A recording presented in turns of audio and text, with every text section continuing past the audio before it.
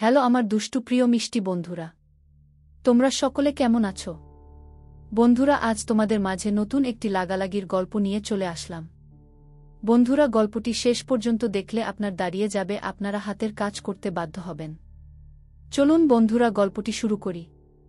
1-2 বছর বয়সী মেয়েকে বিয়ে দেন তরিকুল মিয়া। বিয়ের আগে মেয়েকে একবারও জিজ্ঞেস করেননি সে বিয়েতে রাজি কিনা।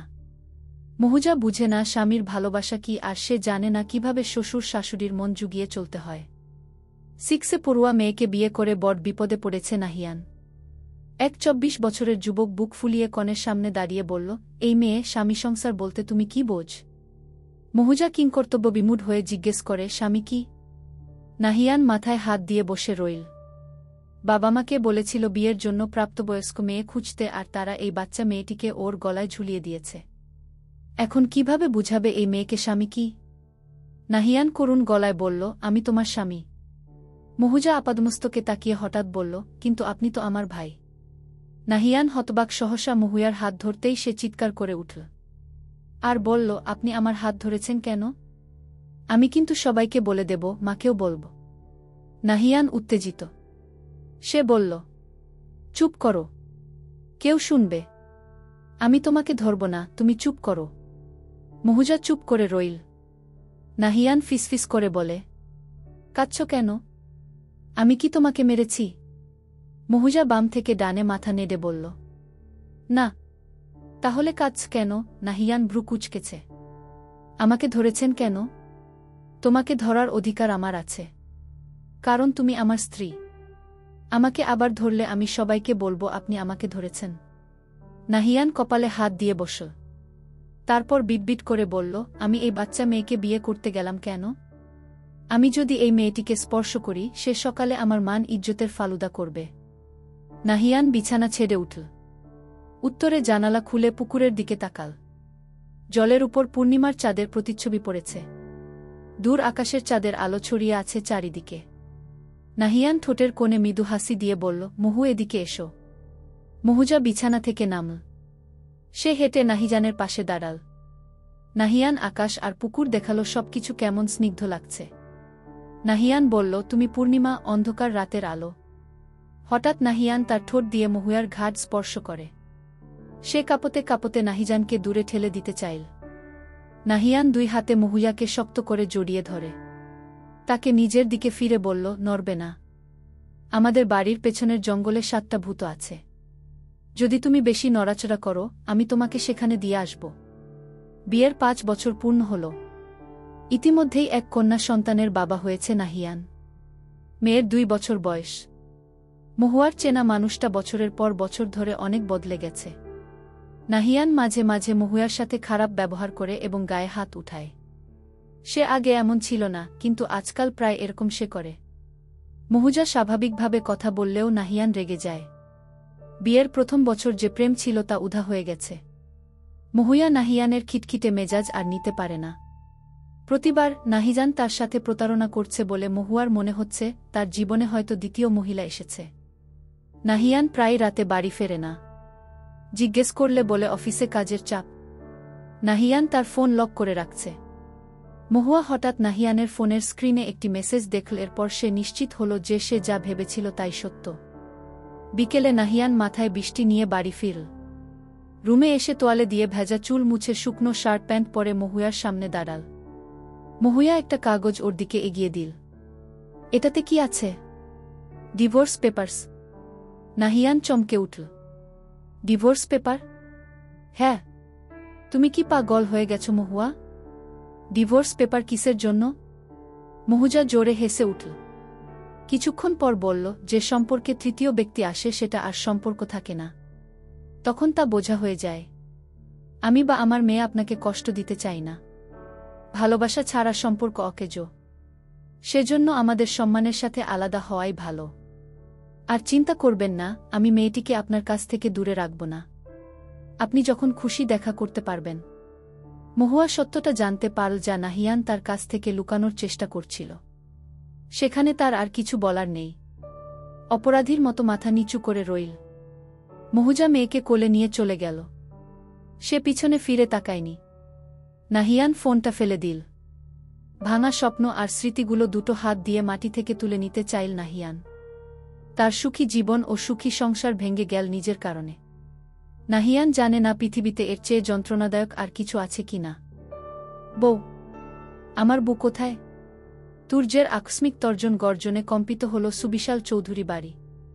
ছেলের প্রায় 7 বছর পরে দেশে ফেরার আনন্দে এতক্ষণ যে জলসা বসেছিল মুহূর্তেই ভাটা পড়ল তাতে।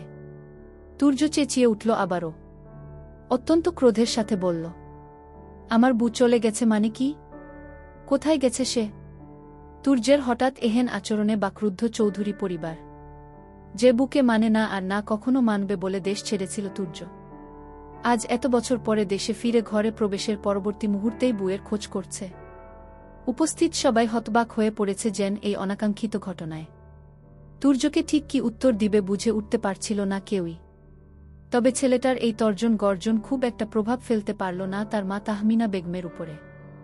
তিনি এগিয়ে এলেন ছেলের পানে, কপাল কুঁচকে শুধালেন, কিসের বউ? কার বউ? তুর্য যেন অবাক না হয়ে পারল না। কার বউ মানে কি? তুর্য কপাল টানটান করে জবাব দিল, অবশ্যই আমার বউ। সেটাই তো, তোমার বউটা এলো কোথা থেকে? তুর্য কপাল কুঁচকাল, থমথমে কণ্ঠে বলল, মা মজা করো না তো, আমার বউকে বের করে আনো গিয়ে। তহমিনা বেগম দাঁতে দাঁত চাপলেন, তীক্ষ্ণ কণ্ঠে বললেন, কোনো বউ নেই। মানে কি মা?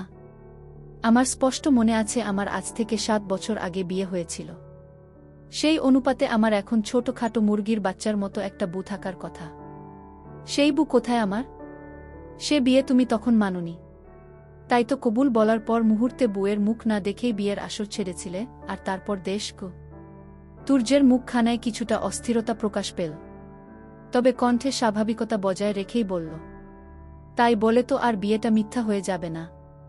বিয়ে যখন করেছিলাম তখন সে আমার বউ, তাছাড়া তখন বিয়ে মানিনি, এখন মানছি। আমার বউকে আমার কাছে ফেরত দাও। তখন যেহেতু মানোনি এখনও মানার দরকার নেই। ধরে নাও তোমার বিয়েই হয়নি গি। বিস্ময়ে তুর্যের চোয়াল ঝুলে পড়ল। একজন বিবাহিত পুরুষকে তার মা কি সুন্দর অবলীলায় বলল, ধরে নাও বিয়েই হয়নি, কি এ কেমন কথা? তুর্য গম্ভীর কণ্ঠে বলল, পারব না। বউ লাগবে আমার। এত বছর তো লাগেনি, এখন কি কারণে বউ লাগবে? তুর্য চোখ ছোট ছোট করে তাকালো মায়ের পানে, নির্লিপ্ত কণ্ঠে বলল, তোমাকে বাবার যে কাজে লাগে আমারও আমার বুকে এখন সেই কাজেই লাগবে গি। ছেলের এহেন লাগামহীন কথার দাপটে পাশেই সোফায় বসে থাকা মোজাম্মেল চৌধুরী কেসে উঠলেন খুক খুক করে। ছেলেটা তার ছোটবেলা থেকেই নির্লজ্জ, লাগামহীন, জেদি এবং রাগচটা ধাঁচের। তাই তো ছেলেটাকে বেঁধে ফেলতে ওই বয়সে বিয়ে করিয়েছিলেন, কিন্তু হলো কি? হিতে বিপরীত। এখন তো আবার এই ছেলে এত বছর বিদেশে কাটিয়েছে, নিশ্চয়ই নির্লজ্জতায় উচ্চতর ডিগ্রি নিয়ে এসেছে।